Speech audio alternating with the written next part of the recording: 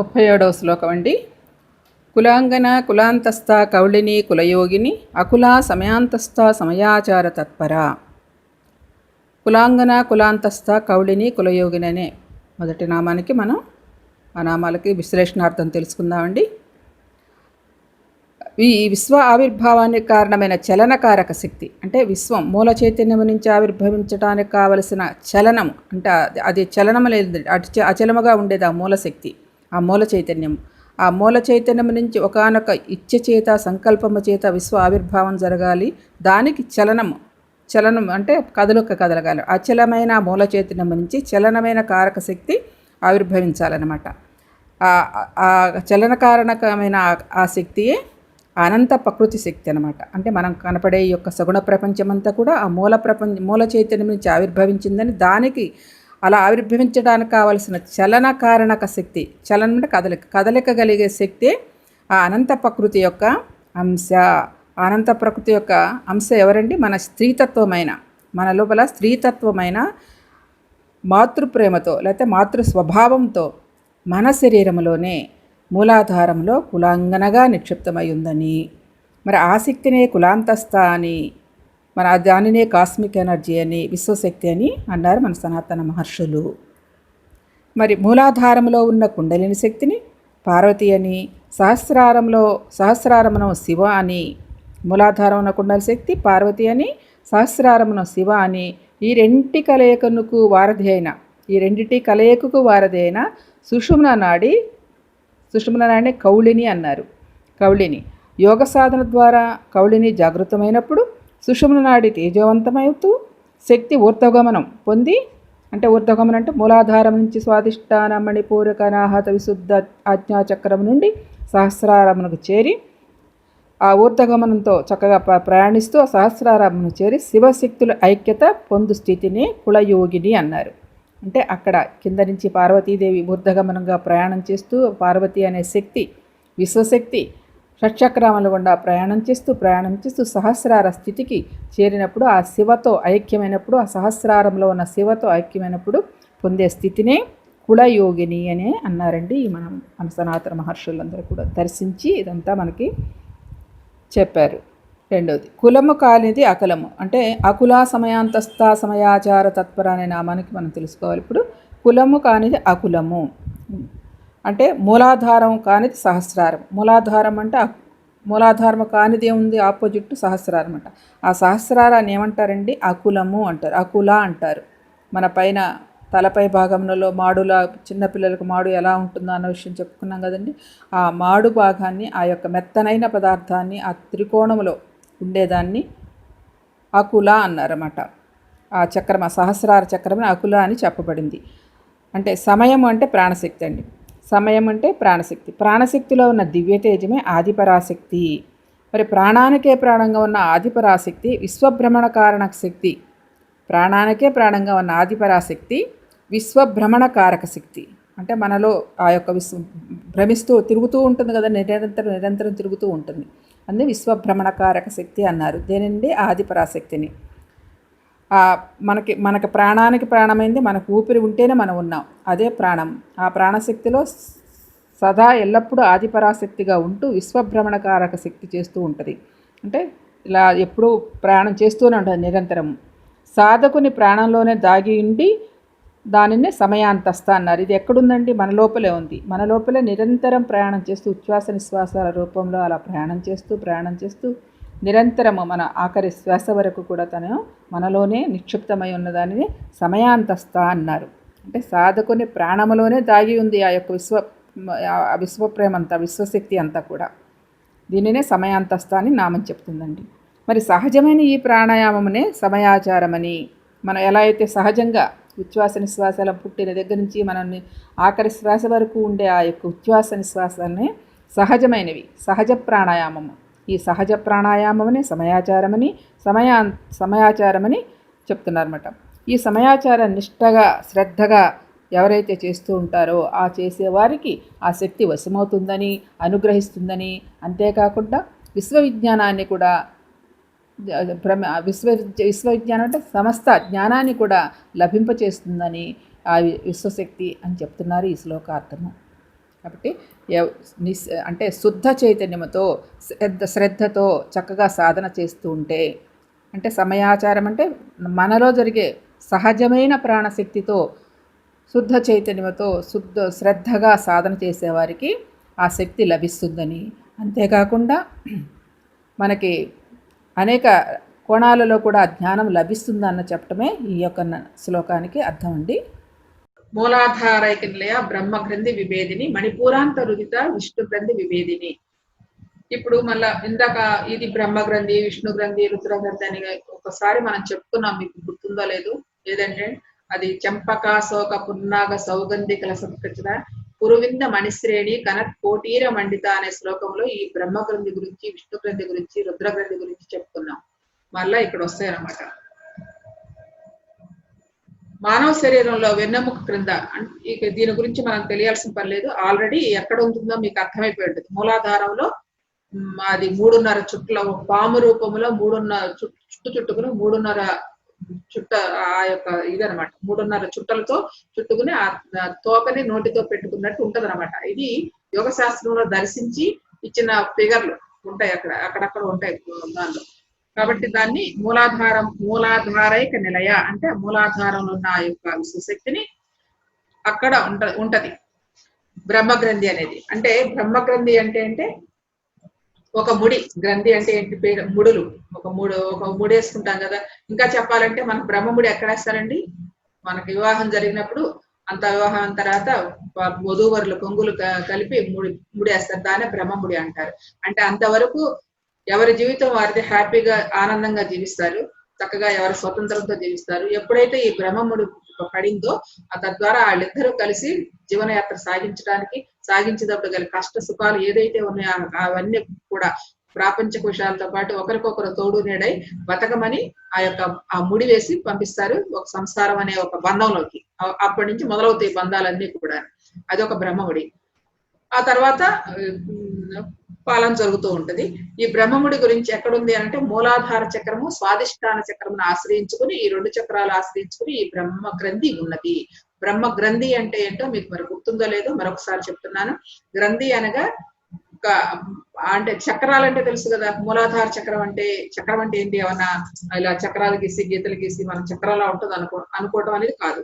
అక్కడ ఏంటి? కొన్ని నాడులు, మనలో ఉన్న నాడులో ఉన్నాయి కదా, ఆ నాడులు కలిసే జంక్షన్ ఉంటుంది. కొన్ని నాడులు కొన్ని చోట్ల కలుస్తాయి. ఆ జంక్షన్ ఇప్పుడు 4 రోడ్ల కూడలి ఎలా కలుస్తుందో అదే విధంగా కొన్ని నాడులన్నీ కలిసిన చోటన ఒక జంక్షన్ అంటారు, దాన్నే చక్రం అని అంటారు.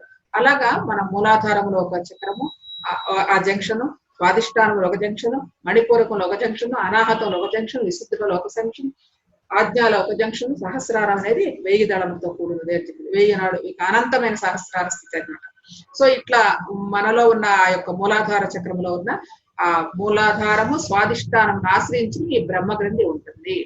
ఇప్పుడు ఆ గ్రంథి అంటే ఏంటి? ఇక్కడ ఉంది ఆ చక్రాన్ని ఆశ్రయించుకుని ఉందని చెప్పాను.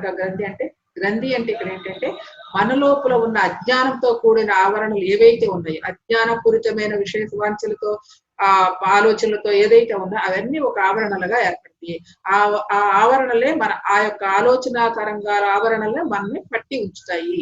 ఈ విషయవాంఛలు కానీ, మన యొక్క భౌతిక విషయాలే కానీ, భౌతిక ప్రపంచ విషయాలే కానీ, ఇంకేదైనా సరే అలాంటివన్నీ పట్టి ఉంచడం అనమాట. అది బ్రహ్మ ముడి.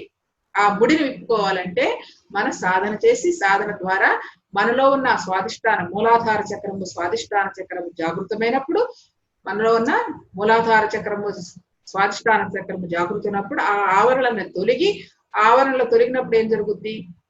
ఇది భౌతిక ప్రపంచమే కాదు, మనకు తెలియదు ఇంకేదో ఉంది అని ఒక భావన కలుగుతుంది. అక్కడ కూడా అదే చెప్పుకున్నాం. చంపక అంటే ఏమనుకున్నాం? అంటే ఆ యొక్క భౌతిక విషయాల నుంచి ఒకంత బయటకు వచ్చినప్పుడు ఇది వైరాగ్య స్థితి కలుగుతుందా అని చెప్పుకుని అక్కడ ఆ నామంలో చెప్పుకున్నాం. ఇక్కడ ఏంటంటే ఇక్కడ కూడా అంతే.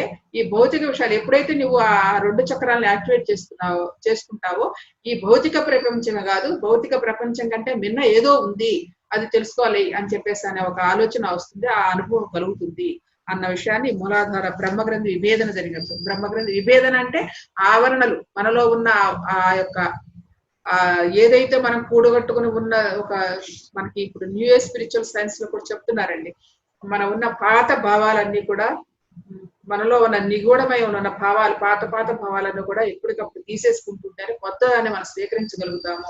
దాన్ని పాతదని సమాధి చేయాలి. మరి ఒక కొత్త ఇల్లు కట్టాలంటే ఇల్లు పునాదులతో సహా పడేసి మళ్ళా ఇల్లు కడితేనే అది చాలా బాగుంటుందని ఎలా అయితే చెప్పుకుంటున్నామో, అందుకని మనలో ఏదైతే ఒక పాత విషయాలతో కూడి ఏదైతే మనం ఒక ఏమంటారంటే దాన్ని ఒక మూఢాచారాలతో గాని ఆటిని నమ్ముకుంటూ ఎల్లకాలం ఆటినే నమ్ముకుంటూ ఉంటాం అని అది ఒక ఒక ఒక అజ్ఞానపూరితమైన ఆవరణ అనమాట. అజ్ఞానం అంటే మన ప్రాపంచిక విషయాలతో కాకుండా మనకు ఒక నమ్మక వ్యవస్థ ఉంది. మన మన సాంప్రదాయాన్ని మన జీవన విధానాలు చేసేటప్పుడు మనకు ఒక సంప్రదాయం ఉంది. ఆ సంప్రదాయాల్లో కొన్నిటికి మనం లోబడిపోయి ఉంటాం. ఆ లోబడిపోయి దాని నుండి బయటికి రాకుండా అందులోనే కొట్టుమిట్టాడుతూ ఉంటాం. బయటకు వస్తే ఏమవుతుందో అన్న భయము. ఆ భయాలతో కూడుకుని ఉండటం వల్ల ఆ యొక్క మన కొత్త జ్ఞానాన్ని తీసుకోలేము, పాత జ్ఞానాన్ని వదలలేము.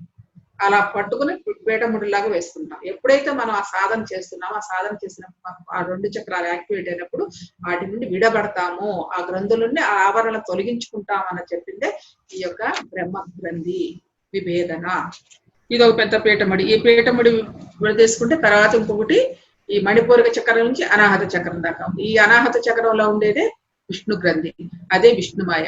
అంటే ఆ భౌతిక ప్రపంచమే కాదు ఇంకేదో ఉందని ఏదో తెలుసుకున్నామో, ఇంకొంత మరికొంత సాధన చేసిన తర్వాత ఇక్కడ ఉన్న ఈ విషయాలను కూడా తొలగించుకుంటూ ఈ భౌతిక ప్రపంచమే కాదు మనకు తెలియని ఒక సూక్ష్మ ప్రపంచం ఉంది అన్న విషయాన్ని తెలుసుకుంటాడు. ఈ విష్ణుమాయ అంటే విష్ణు గ్రంథి విభేదన జరుపుడు. ఏది మణిపూరక చక్రము అనాహత చక్రము యాక్టివేట్ అయినప్పుడు, శక్తి జాగృతమైనప్పుడు, శక్తి స్థితమైనప్పుడు దానిలో ఉన్న ఆవరణలను తొలగించి మనకు చూసే ఈ ప్రపంచమే కాదు మనకు తెలియని ప్రపంచం కూడా ఏదో ఉంది. ఈ భౌతిక ప్రపంచం మనం అయితే కళ్ళతో చూస్తున్నాము.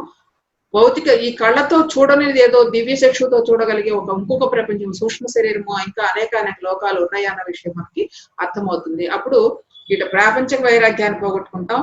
ఇంకా ఉన్న మన ఆ శ్లోకంలో చెప్పుకోవచ్చు, చంపక శోక అంటే శోకములతో కూడింది. అలాంటివన్నీ కూడా తొలగించుకుని ఇదే కాదు ఇంకేదో ఉంది అన్న విషయాన్ని మనకు అనుభవంతో తెలుసుకుంటాం అనమాట. ఇది విష్ణు గ్రంథి విభేదన జరిగినప్పుడు. ఇక రుద్ర గ్రంథి విభేదన జరిగినప్పుడు విశుద్ధ ఆజ్ఞా చక్రంలో ఈ రుద్ర గ్రంథి ఉంటుంది. ఈ రుద్ర గ్రంథి మన సాధన ద్వారా ఆ యొక్క శక్తిని చెప్పుకున్నాం. సుషుమ్నా నాడి గుండా ప్రయాణం చేస్తున్న ఆ ఎనర్జీ ఏదైతే ఉందో ఆ విశ్వశక్తి ఆ కులము అనే నాడుల గుండా ప్రయాణం చేసినప్పుడు ఈ యొక్క చక్రాల గుండా మధ్యలో తేజవంతంగా ప్రకాశవంతంగా ప్రయాణం చేస్తున్నప్పుడు అవన్నీ తొలగిపోతూ ఉంటాయి.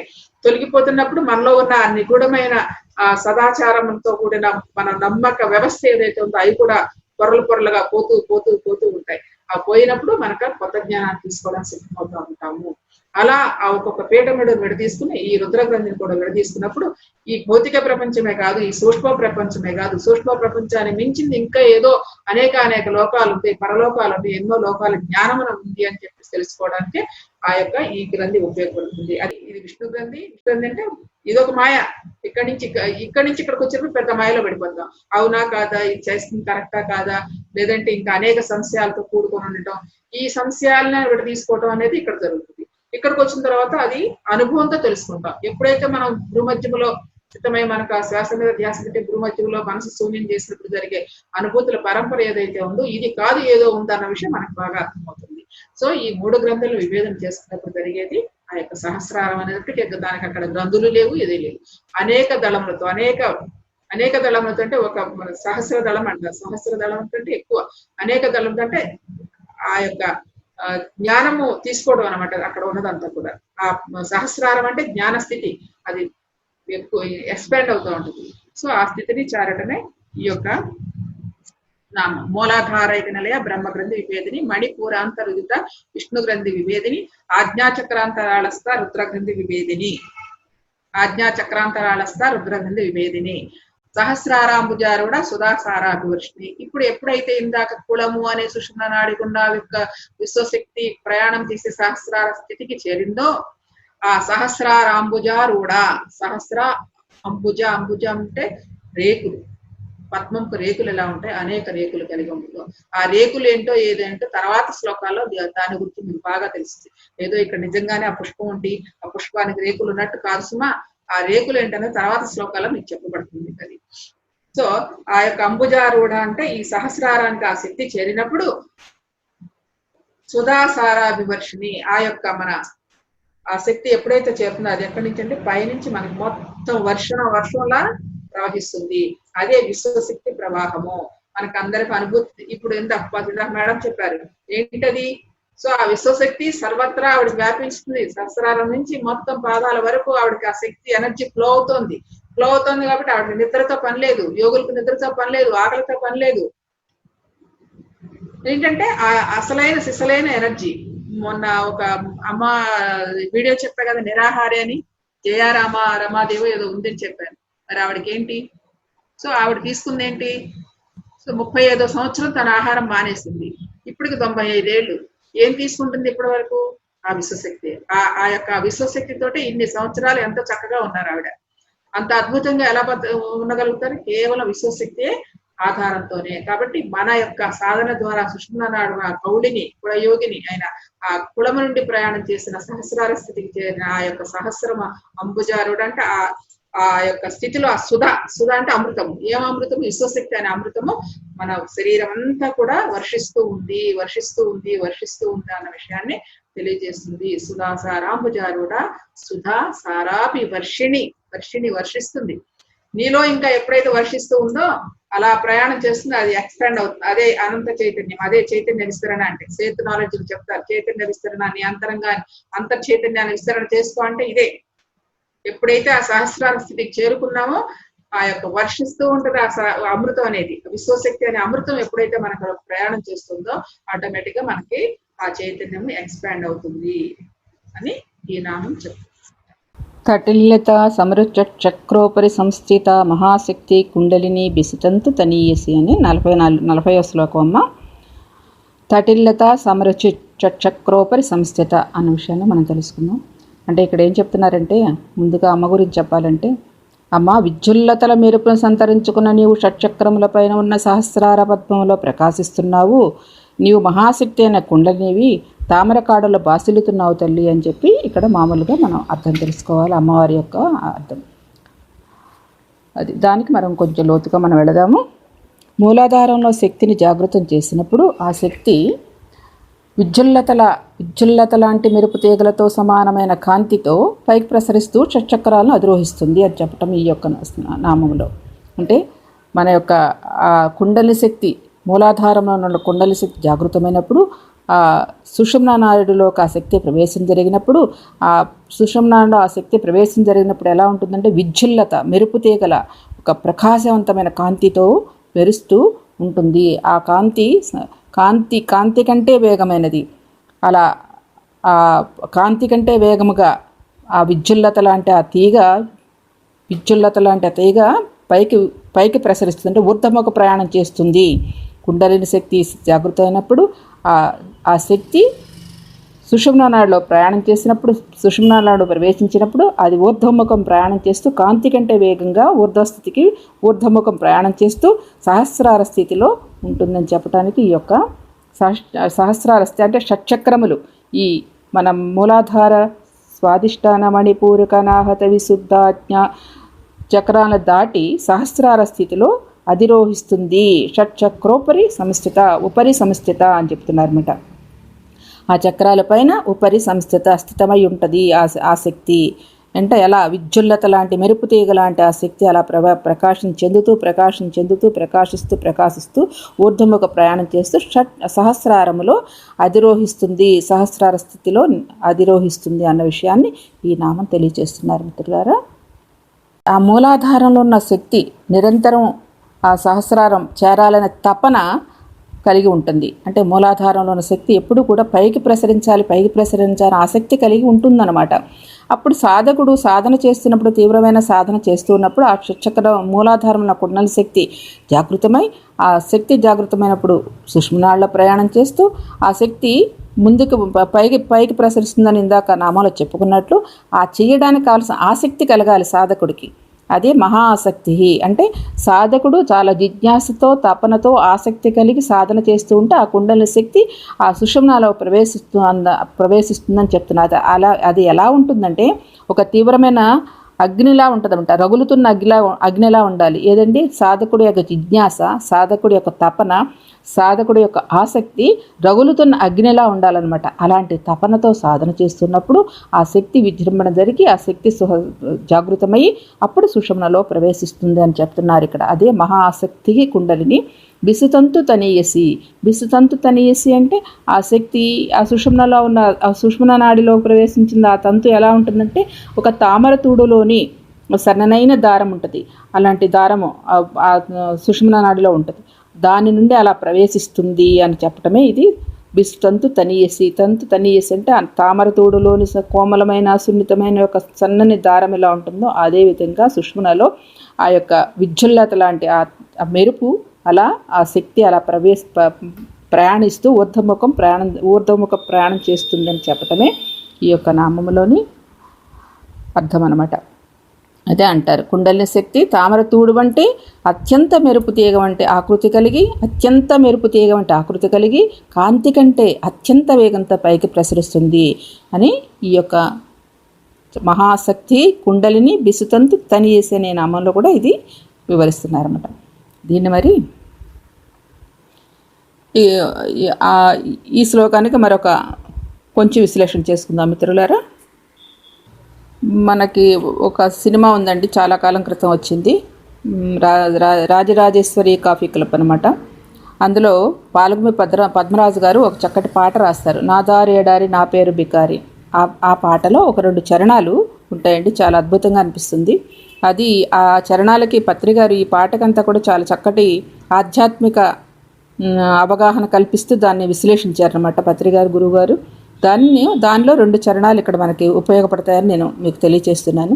ఏమిటంటే, మేలుకుని కలలు కని మేఘాల మేడపై మెరుపు తీగలాంటి నా ప్రేయసి నూహించుకొని ఇంద్రధనసు పల్లకి నెక్కి కలుసుకోవాలని ఆకాశ వీధిలో పయనించు విహారి.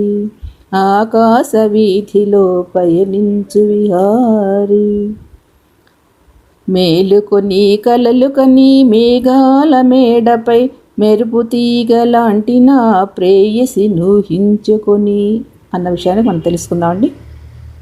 మేలుకుని కలలు కని అంటే అందరూ మనం చక్కగా నిద్రలో కలలు కంటూ ఉంటాం.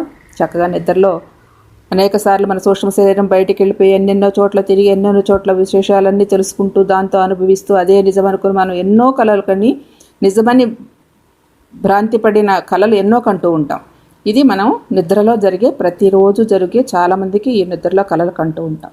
కానీ ఇక్కడ ఏం చెప్తున్నారంటే, ఆత్మజ్ఞాని మేలుకుని కలలు కనాలంటున్నాడు. ఆత్మజ్ఞాని మేలుకుని కలలు కనాలి కంటాడు కూడా. ఆత్మజ్ఞానం మేలుకుని కలలు కంటాడంటే ఇక్కడ అర్థం ఏంటంటే, కలలు అంటే సూక్ష్మ శరీర ప్రయాణం, అంటే సూక్ష్మలోకాల్లో విహరించడం, దాన్ని ఆస్ట్రల్ ట్రావెల్ అంటారన్నమాట. సంపూర్ణమైన ఎరుకతో ఎల్లప్పుడూ ఉండడం అనమాట. అంటే సంపూర్ణమైన ఎరుకతో అంటే అవేర్నెస్, ఎప్పుడు ఆ ఎరుకతో ఉన్నవాడు ఆ చక్కగా ఆ ఆస్ట్రల్ ట్రావెల్ చేసినప్పుడు చాలా అద్భుతమైన ఆ ఎరుక కలుగుతుంది. అట్లాగే అక్కడ మనం తెలుసుకున్న జ్ఞానాన్ని చక్కగా అర్థం చేసుకోగలడు. అలాగే క్రియేటివిటీ ఆలోచనలు కూడా వస్తూ ఉంటాయి. అక్కడ బుద్ధి బాగా చక్కగా వికసిస్తూ ఉంటుంది అనమాట. ఇది కలలు కానీ ఆత్మజ్ఞాని మేలుకొని కలలు కంటాం అనమాట. దాన్ని ఆస్ట్రల్ ట్రావెల్ అంటారు. ఒక సంపూర్ణమైన ఎరుక కలిగిన ఆత్మజ్ఞాని చక్కగా సూక్ష్మ శరీర ప్రయాణం చేయగలడు, తద్వారా అనేక జ్ఞానాన్ని సంపాదించుకోగలడు అన్న విషయాన్ని ఈ విషయం తెలియజేస్తుంది. అలాగే మరి మేఘాల మేడపై అంటే ఏమిటి? మేఘాల మేడపై అంటే మనం భూలోకంలో మూలాధారంలో ఉన్నాం. మెరుపు తీగ అంటే సహస్రార లోకం, అంటే సత్యలోకం ఉంటాయి. అంటే ఈ 14 లోకాల మనకంటే అత్యున్నతమైన స్థాయిలో ఉన్న లోకాలు ఏమిటంటే సహస్రార లోకము, సత్యలోకము. అక్కడ ఉంటుందన్నమాట మన పూర్ణాత్మ ఆ సహస్రార లోకములో సత్యలోకంలో ఉంటుంది. మనం ఇప్పుడున్నది భూలోకము, అంటే భూలోకంలో ఇక్కడ ఉన్నాం అనమాట. మనం అంటే మూలాధారంలో ఉన్నాం. మన యొక్క స్థితి ఎక్కడ ఉందంటే మూలాధారంలో ఉంది. మెరుపు తీగ అంటే సహస్రార లోకం, లేదంటే సత్యలోకం. కాబట్టి ఈ లోకాలు ఉన్నతమైన లోకాలు ఇవి, మనకంటే ఉన్నతమైన ఊర్ధ్వమైన లోకాలు ఇవి. ఈ సహస్రార లోకము, సత్యలోకము. మరి ఆ సహస్రార లోకమైన సత్యలోకంలో ఉంటుంది మన పూర్ణాత్మ. అక్కడ మన విశ్వవ్యాప్తులమై విశ్వంతో అలరారుతూ ఉంటాం. మన పూర్ణాత్మ అక్కడ ఉండి విశ్వంతో అనుసంధానమై విశ్వంతో అలరారుతూ ఉంటాం అనమాట.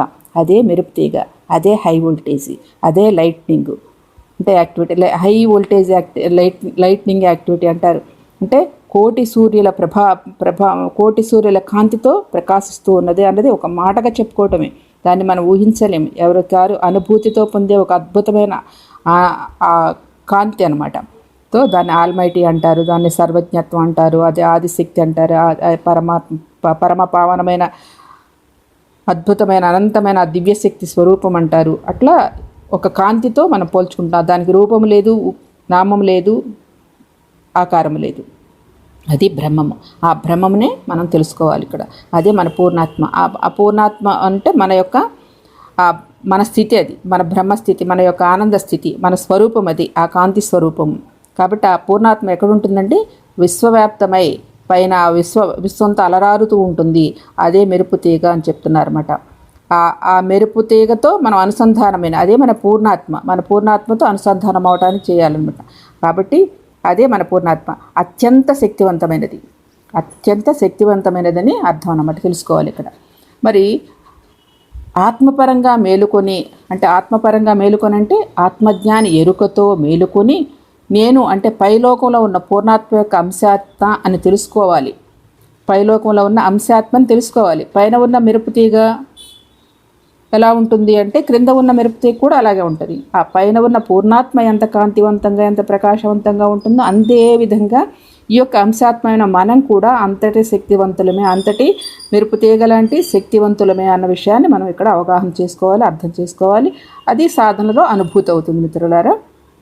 ఇది పూర్ణాత్మ అంటే మన అంటే ఉన్నతమైన స్థాయిలో ఉన్న ఊర్ధ్వలోకాలైన ఉన్న సహస్రార లోకము, సత్యలోకములో మెరుపు తీగలాగా ఆ యొక్క పూర్ణాత్మ మెరుస్తూ హై వోల్టేజ్తో ఆ బ్రహ్మం అనేది వెలుగుతూ ఉంటుంది. కొన్ని కోట్ల సూర్యకాంతుల వెలుగుతో ప్రకాశిస్తూ ఉంటుంది అని చెప్పటమే ఇక్కడ. ఆ బ్రహ్మమైన ఆ పూర్ణాత్మ యొక్క అంశాత్మలమే మనము. ఆ పైన ఉన్న పూర్ణాత్మ ఎలా అయితే ప్రకాశవంతంగా మెరుపుతోగలాగా ప్రకాశిస్తూ ఉంటుందో ఆ పూర్ణాత్మ యొక్క అంశాత్మలమే మన భూలోకంలో ఉన్నవారం కూడా. ఆ పైన ఉన్న ఆ పూర్ణాత్మకి కింద ఉన్న మనకు ఎటువంటి తేడా లేదు.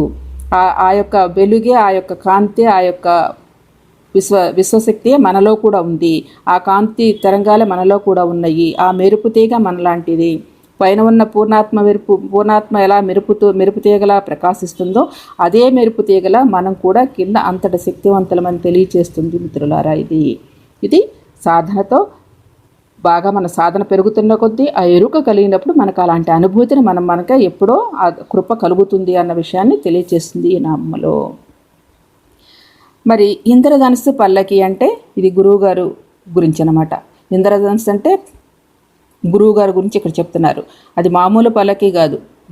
గురువు యొక్క పల్లకి అంటే ఎలా ఉంటుందో చూడండి. ఇక్కడ గురువు ఇంద్రధనుస్సు పల్లకి అంటే ఏ గురువైతే ధ్యానము, ఆత్మజ్ఞానము ప్రసాదిస్తున్నారో ఆ గురువు యొక్క అంటే ఆయనే గురువు. ఆ గురువు నువ్వు శరీరం కాదు ఆత్మ అని ఎవరైతే చక్కగా చెప్తున్నారో, ఎవరైతే ఆ సద్గురువు కృపలో మనం సాధన చేస్తూ ఉంటే మనల్ని ఉన్నత స్థితికి అంటే మన ఉన్న స్థితి నుంచి ఉన్నత స్థితికి తీసుకెళ్లే సద్గురువే మన గురువు. ఈ శరీరము కాదు, నువ్వు ఆత్మస్వరూపుడు అన్న విషయాన్ని ఎవరైతే చక్కగా అవగాహన చేస్తూ మనం ముందుకు తీసుకెళ్తున్నారో ఆయనే సద్గురువు అని చెప్తున్నారు. కాబట్టి అది సద్గురువు అంటే ఆ ఇంద్రధనుస్సు పల్లకి. అలాంటి పల్లకి అంటే గురువు యొక్క పల్లకి అనమాట. గురువు యొక్క సన్నిధిలో చేరి, గురువు దగ్గర చేరి మన ఆ సాధన చేస్తూ ఉంటే మన ఊర్ధ్వముఖ ప్రయాణం చేయడానికి గురువు మనకు సహాయపడతారు. దానిని ఇంద్రధనుస్సు పల్లకి అంటే మరి ఆ ఇంద్రధనుస్సు ఏమిటి అన్నది ఇక్కడ మనం తెలుసుకోవాలి. ఇంద్రధనుస్సు ఏంటంటే 7 రంగులు, 7 శరీరాలు, 7 చక్రాలు ఉత్తేజపరుచుకున్న వాడే ఆ ఇంద్రధనుస్సు. అంటే 7 రంగులతో కూడుకుని, 7 శరీరాలతో కూడుకుని, 7 చక్రాలతో కూడుకున్న మనం ఎవరైతే ఉన్నారో వాళ్ళు సాధన ద్వారా తన శక్తిని ఉత్తేజపరుచుకున్న వాడే ఆ పల్లకి, ఆ గురువు యొక్క ఆ పల్లకి గురువు సహాయంతో పైకి సాగుతాడు అనమాట. పైకి ఎగబాగుతూ ఉంటాడు. అంటే గురువు యొక్క సహాయంతో ఎగబ్రాగుతూ ఉంటాడు అని చెప్పడం ఇక్కడ.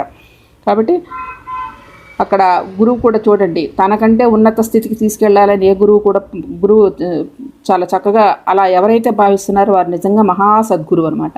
అంటే గురువు శిష్యుడు నాకంటే ఉన్నత స్థితిలోకి ఉండాలని ఎవరైతే భావిస్తూ సాధన చేస్తున్న ఆ శిష్యుడిని ఎగబ్రాగటానికి సహాయం చేస్తూ ఉంటారో ఆయన మహాసద్గురువు.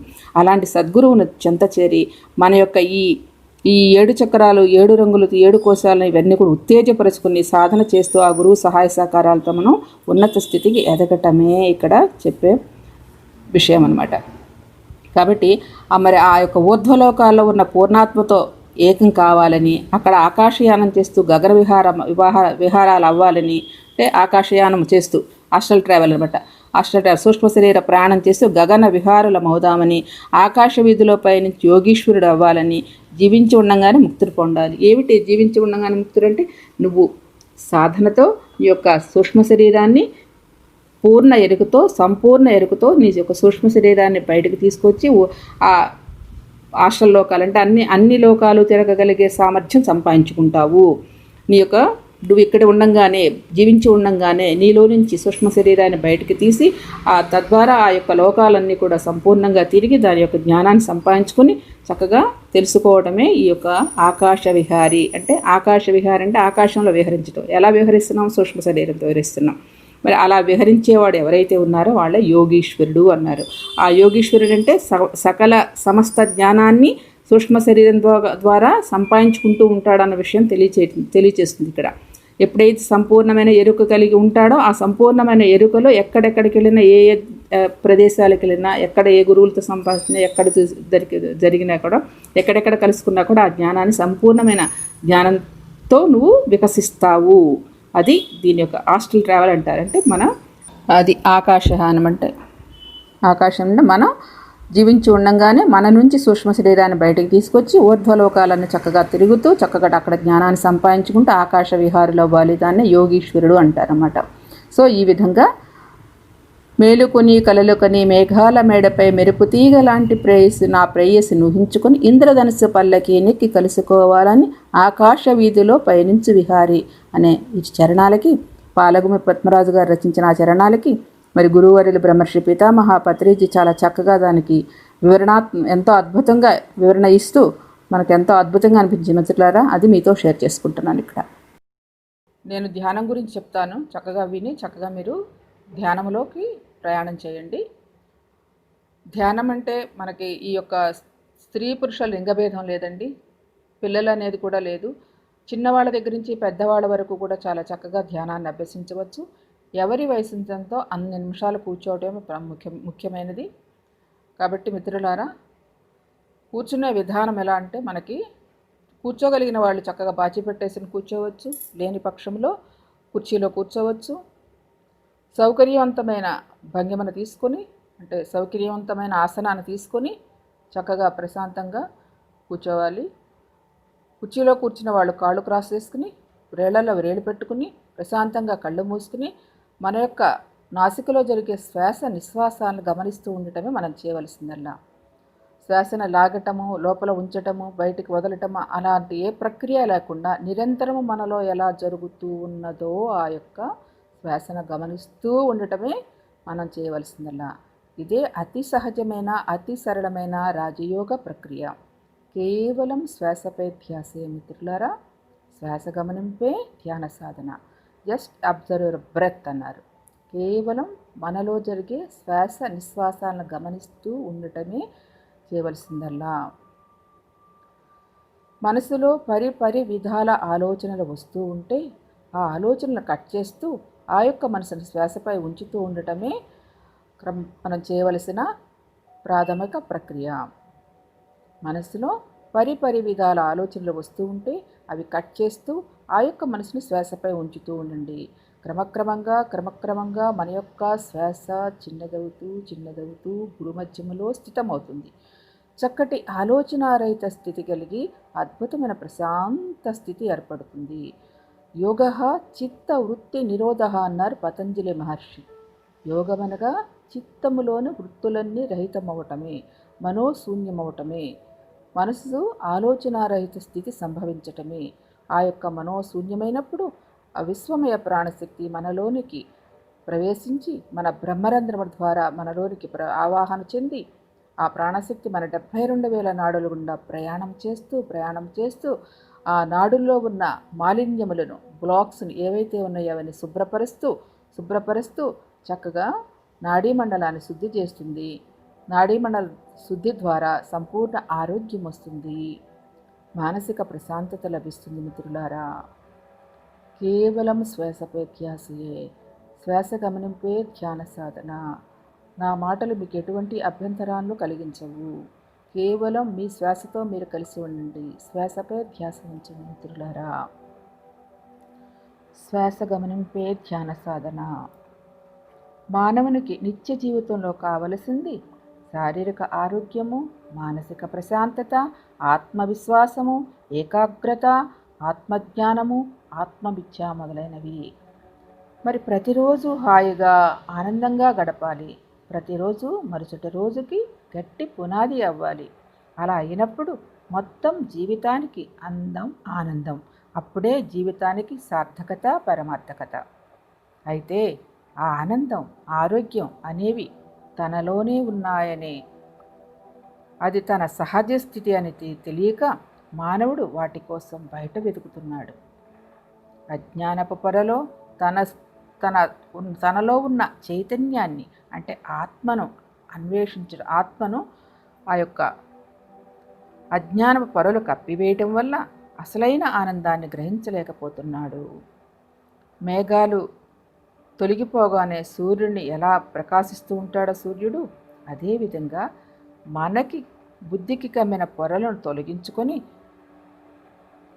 జీవితాన్ని అద్భుతమయం చేసుకునే మార్గమే ధ్యానము.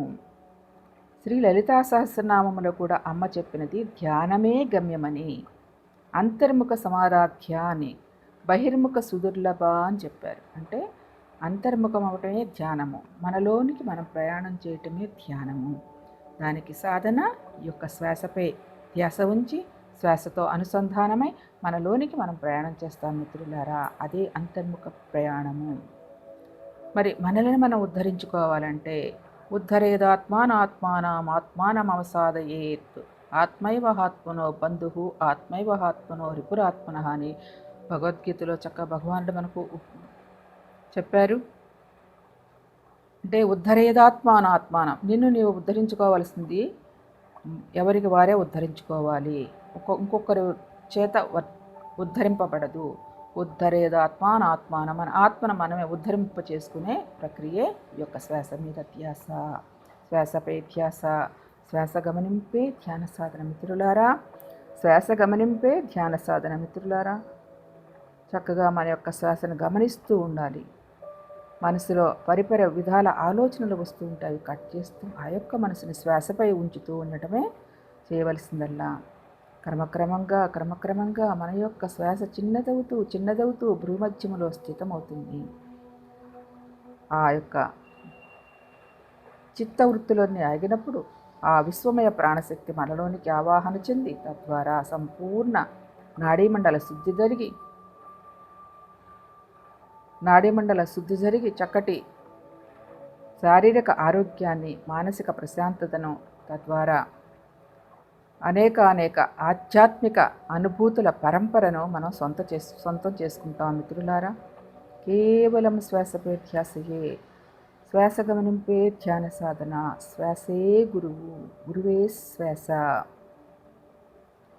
తపస్భ్యోధికో యోగి జ్ఞానిభ్యోపి మతోధికః కర్మభ్యాచాదికో యోగి తస్మాత్ యోగి భవార్జున అన్నారు భగవానుడు. అంటే తపస్సు కంటే ధ్యానము గొప్పదని చెప్తున్నారు. ధ్యానమే గమ్యమని చెప్తున్నారు. ఇలా మనం సాధన చేస్తూ ఉంటే చక్కగా ఏమవుతుంది?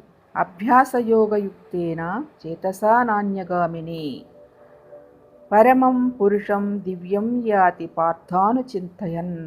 అంటే అభ్యాసము ద్వారా, ఇలా నిరంతరము ధ్యాన సాధన చేయటం ద్వారా మన మనసు అన్య విషయముల మీదకు పోకుండా పరమమైనది, పవిత్రమైనది, దివ్యమైనది యొక్క అనుభూతిని పొందగలము. ఆత్మతో అనుసంధానం అవ్వగలము. ఆ ఆత్మతత్వాన్ని మనం అవగాహనతో అనుభూతి పొందగలము అని చెప్తున్నారు భగవానులు. అలాగే శ్రీ లలిత సహస్రనామానుల అమ్మ చెప్పారు, జ్ఞానమే గమ్యము. జ్ఞాన జ్ఞేయ స్వరూపిణి అని చెప్పారు అమ్మ శ్రీ లలితా సహస్రనామంలో. అంటే జ్ఞానమే గమ్యము. ఎలా వస్తుంది ఈ జ్ఞానము? ధ్యానము ద్వారా, ధ్యాన సాధన ద్వారా మనం అంతర్ముఖమైనప్పుడు, ఆ అంతర్ముఖమైన సాధన పూర్ణత్వం పొందుతూ ఉన్నప్పుడు మన యొక్క సకల జ్ఞానాన్ని మనం సేకరించుకోగలము. అంతటా ఉన్న ఆ యొక్క జ్ఞానాన్ని స్వీకరించుకోగలము. అది సాధకుడు ఉత్తీర్ణత అంటే సాధనలో పూర్ణత పొందిన కొద్దీ చక్కటి అనుభూతిని పొందగలము. అందుకే చెప్పారు భగవానుడు ఒక చక్కటి శ్లోకములో, నహి జ్ఞానేన సదృశం పవిత్రమిహ విద్యతే తస్వయం యోగ సంసిద్ధ కాలేనాత్మని విందతి. అంటే నహి జ్ఞానేన సదృశ్యం అంటే జ్ఞానమే పవిత్రమైనది, జ్ఞానమే గొప్పది, అంతకంటే మించిన విద్య లేదు. జ్ఞాన విద్య, ఆత్మవిద్యే అన్ని విద్యలలోకెల్లా ఉత్తమోత్తమైనది. అమ్మ కూడా చక్కటి ఆత్మవిద్య అనే నామములు చెప్పింది. కాబట్టి ఈ జ్ఞానమే ఉత్తమమైనది, పరమ పవిత్రమైనది, జ్ఞానమే గమ్యమైనది. అంతకంటే ఈ లోకంలో మరేదీ లేదు, ఈ జ్ఞానానికి మించినది మరేదీ లేదు. మరి అలా సాధన చేస్తూ ఉంటే కాలక్రమేణా తనలో ఉన్న ఆత్మతో అనుసంధానమై, తనలో ఉన్న ఆత్మతో అనుభూతి పొందుతూ అనేక రకాలుగా అనేక కోణాలలో జ్ఞానాన్ని సంప్రాప్తించుకుంటున్నాడు సాధకుడు. జ్ఞానమే గమ్యము, జ్ఞాన జ్ఞేయ స్వరూపిణి అని అమ్మవారు చక్కగా విశ్లేషించారు. కాబట్టి ఈ నిరంతర సాధనతో ఆ ధ్యానము ద్వారా జ్ఞానాన్ని సంపాదించుకుంటూ జ్ఞాన స్వరూపిణిగా మనం ఉత్తీర్ణులవ్వాలి, పరిపూర్ణత పొందాలని చెప్పటమే ఈ ధ్యానముల యొక్క ముఖ్య ఉద్దేశము. కాబట్టి కేవలం మీలో ఉన్న శ్వాస నిశ్వాసాలను గమనిస్తూ ఉండటమే చేయవలసిందల్లా. అతి సహజమైనది, అతి సరళమైనది రాజయోగ ప్రక్రియ మిత్రులారా. ఈ యొక్క శ్వాస గమనింపు ద్వారా శ్వాసే గురువుగా శ్వాస చింతన చేరి సమయాన్ని హెచ్చిస్తూ సాధన చేస్తే, శ్వాస అనే గురువు చింతన చేరి నీ సమయాన్ని కాస్తంత హెచ్చించి సహనముతో సాధన చేస్తే చక్కటి అనుభూతిని మనం సొంతం చేసుకుంటాం. ఆ అనుభవ జ్ఞానాన్ని పొందుతాము. ఆ అనుభవమే జ్ఞానంగా మారుతుంది మిత్రులారా. కాబట్టి ధ్యానము ఎవరి వయసు ఎంత ఉందో అన్ని నిమిషాలు చక్కగా కూర్చోవచ్చు. మనలో ఉన్న శ్వాస నిశ్వాసాలను గమనించడమే ధ్యానము. శ్వాసపై ధ్యాసయే ధ్యానం మిత్రులారా. శ్వాస గమనింపే ధ్యానము మిత్రులారా.